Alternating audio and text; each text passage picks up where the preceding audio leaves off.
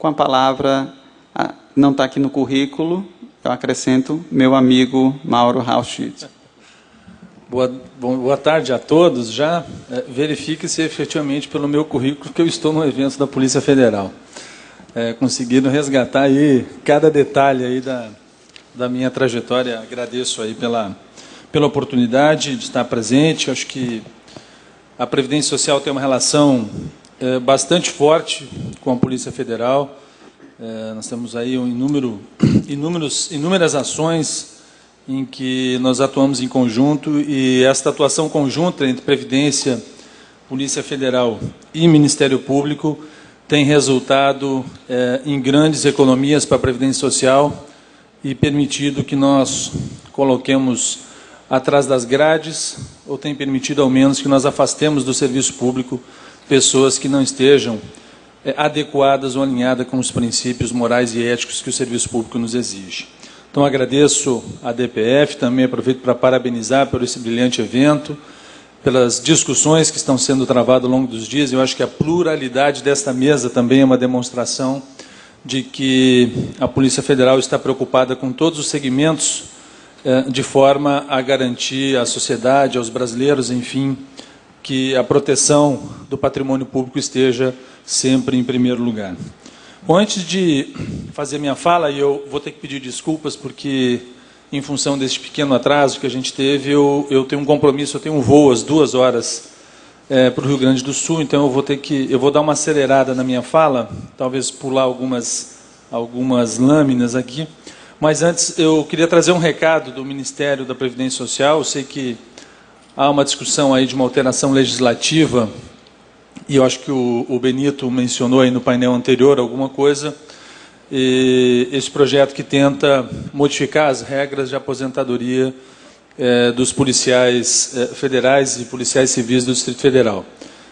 O secretário executivo Gabas estava conosco hoje pela manhã aqui no café, não pôde permanecer, ele mesmo gostaria de ter trazido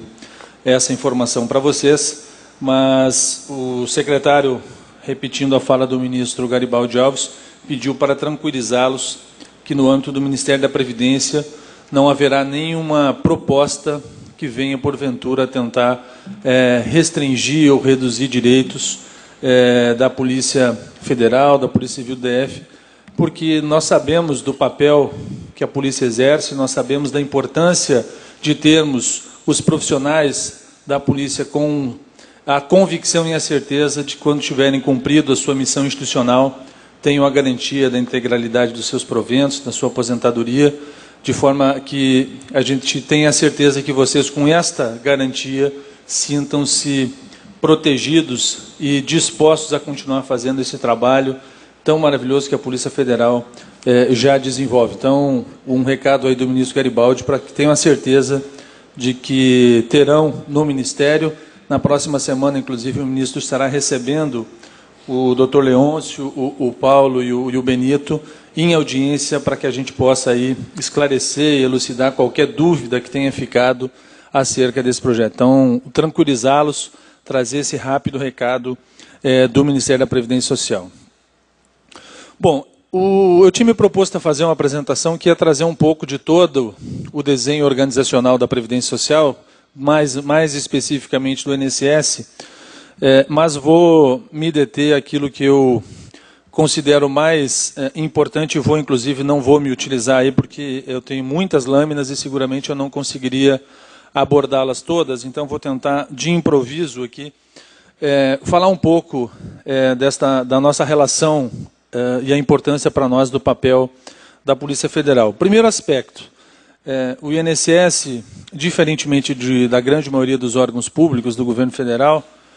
não tem o hábito de fazer transferência voluntária de recursos. Ou seja, o INSS não transfere recursos do seu próprio orçamento para ações ou políticas fora da própria instituição. A única organização com quem nós temos um convênio e transferimos dinheiro exatamente é a Polícia Federal. Ou seja, o INSS destaca parte dos seus recursos para viabilizar a operação da Força-Tarefa Previdenciária, para que haja condições de, com este aporte de recurso, podemos desenvolver uma atividade conjunta ainda mais forte do que aquela, talvez, que poderíamos realizar com a disponibilidade orçamentária da própria Polícia Federal. Então, esta é uma medida importante e nós estamos tentando, inclusive, fortalecer, nós estamos trabalhando para no ano que vem termos um orçamento, inclusive, maior para fazer essa transferência, porque nós temos percebido que, embora a atuação conjunta tenha sido cada vez mais intensa, também, quanto mais intensa a nossa ação, mais focos, mais pontos de fraude nós identificamos e nós precisamos ampliar esta rede para que a gente consiga minimizar. Eu não vou falar aqui da utopia de achar que nós vamos eliminar totalmente a fraude, né? Óbvio que essa seria a nossa cota de utopia, como diria Jorge Gerdau, quando fala de gestão pública. Mas a gente sabe que, ainda que a gente disponha de inteligência, a gente disponha de tecnologia para tentar minimizar, reduzir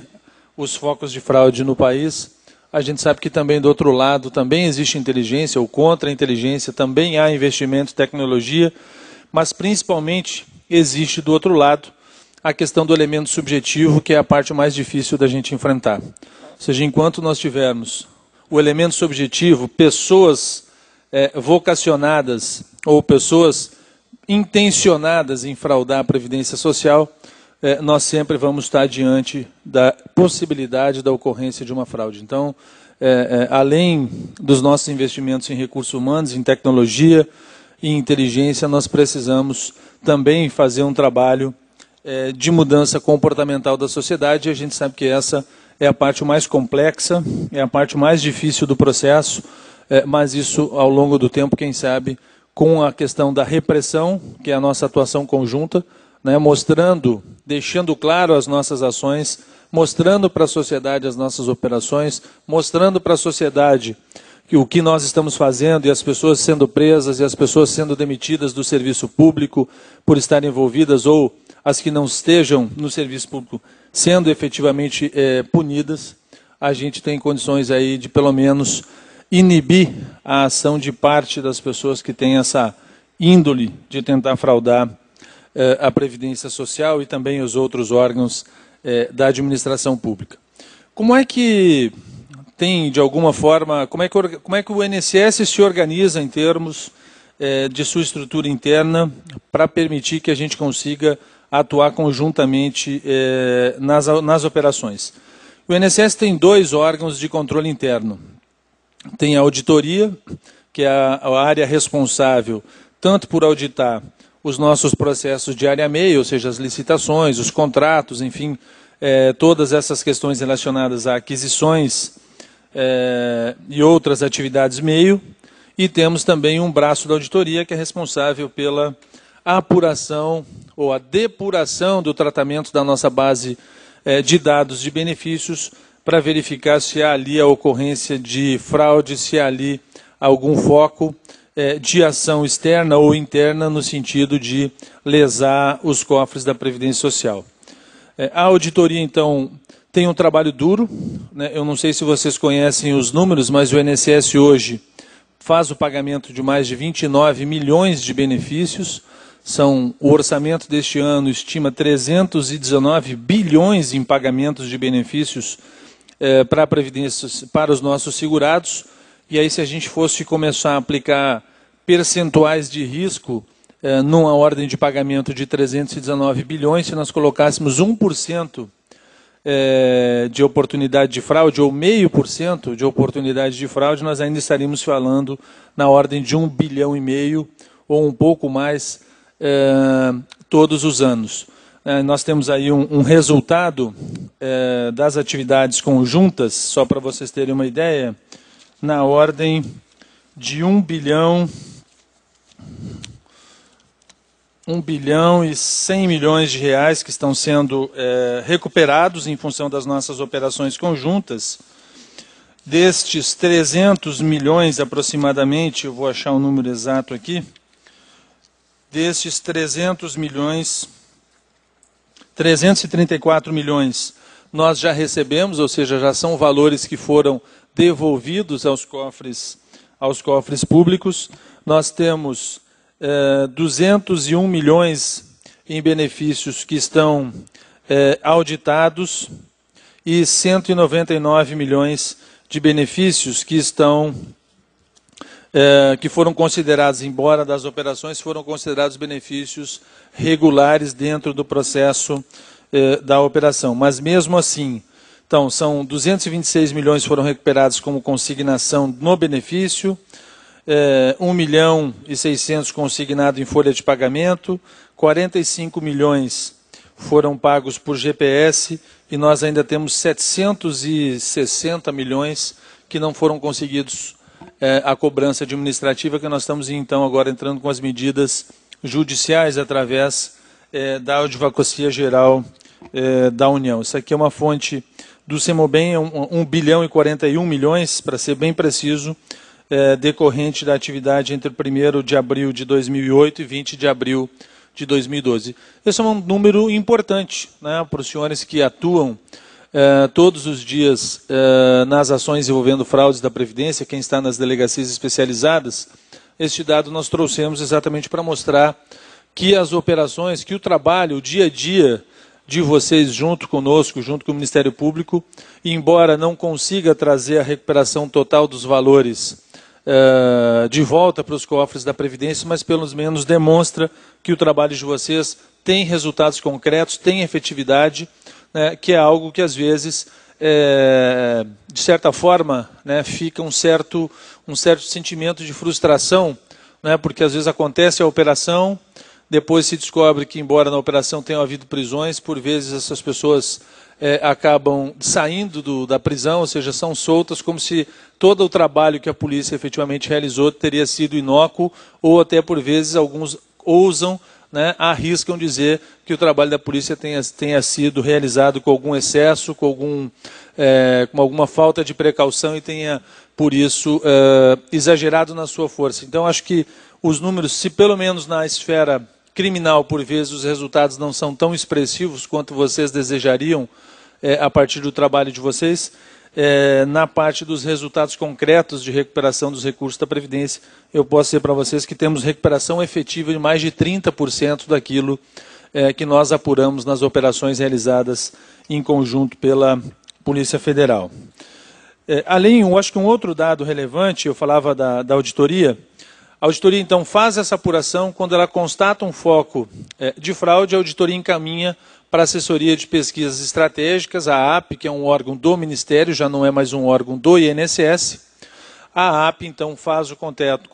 com a delegacia especializada e com o Ministério Público, e aí, então, surge o início da atividade a partir das constatações. Eu estou falando aqui das constatações que são feitas pelo INSS. Obviamente que há operações que as constatações não partem do INSS, partem já da própria polícia por alguma denúncia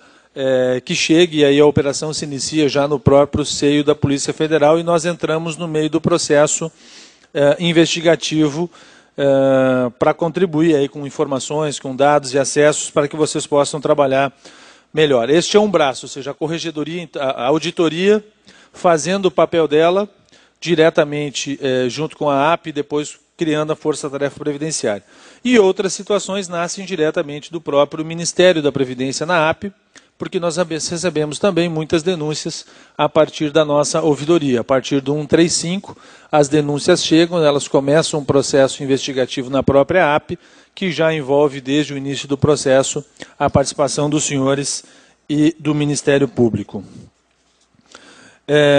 A título de números também do outro órgão de controle interno,